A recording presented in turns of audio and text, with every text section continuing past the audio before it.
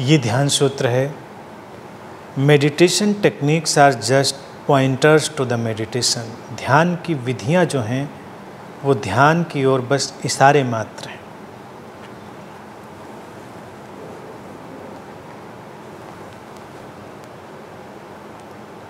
सूत्र ये कहता है कि ध्यान की विधियाँ ध्यान नहीं। तो किसी को ये नहीं समझना है कि जो टेक्निक होती है, विधि होती है, वो ध्यान है। वो पॉइंटर है, इशारा है।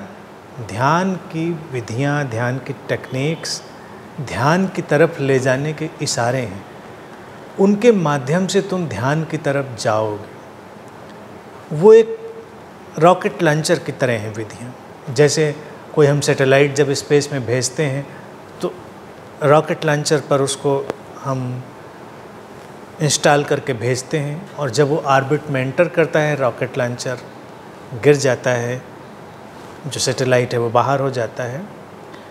इसी तरह से विधियाँ उपयोग में लाई जाती हैं। जब ध्यान घट जाता है तो विधियाँ ख़त्म हो जाती हैं, विधियाँ गायब हो जाती हैं, विधियों की कोई ज़रूरत नहीं रह जाती। यूँ तो बिना विधि के भी ध्यान में सीधे भी जाया जा सकता है।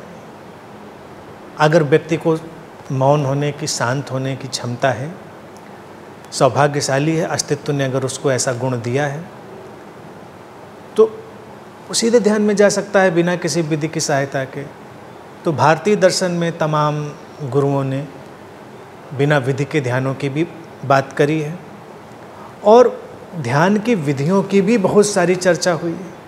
जैसे विज्ञान भैरव तंत्र में 112 ध्यान की विधियों की चर्चा है। फिर उन्हीं विधियों के परम्यूटेशन कॉम्बिनेशन से अनगिनत विधियाँ निर्मित की गई हैं, निर्मित की जा सकती हैं। व्यक्ति के ज्ञान, मनोविज्ञान के विकास के साथ भी उनको समझते हुए नई नई विधियाँ बनाई जा सकती हैं।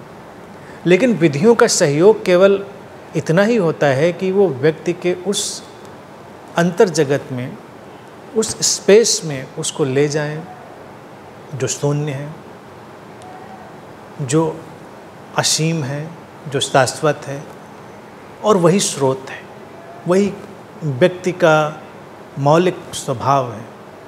तो जैसे आउटर स्पेस में हम सैटेलाइट को लॉन्च करते हैं रॉकेट लॉन्चर के माध्यम से, ऐसे ही इनर स्पेस में भी विधियों के माध्यम से हम ध्यान को घटाते हैं।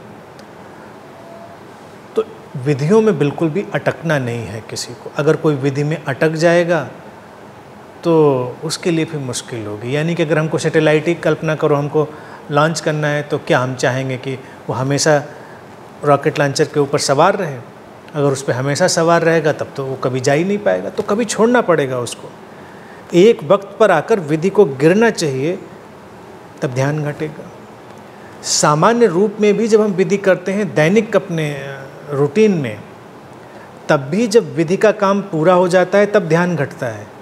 यानी कि चाहे विधि कैथारसिस की हो, चाहे विधि किसी सॉफ्ट एक्टिविटी की हो, एक्टिविटी, कैथारसिस, वो सब व्यक्ति को निर्भर करने की, ट्यून करने की प्रक्रियाएं होती हैं, संस्वरित करने की।